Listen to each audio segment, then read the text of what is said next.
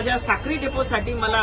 Specific म्हणून तुम्ही 50 गाड्यांची तरी आता व्यवस्था करावी अशी मी विनंती केलेली होती। परंतु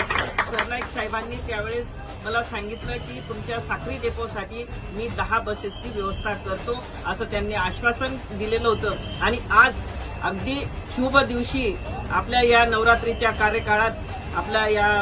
आज आपण 5 गाड्यांचं आता आपण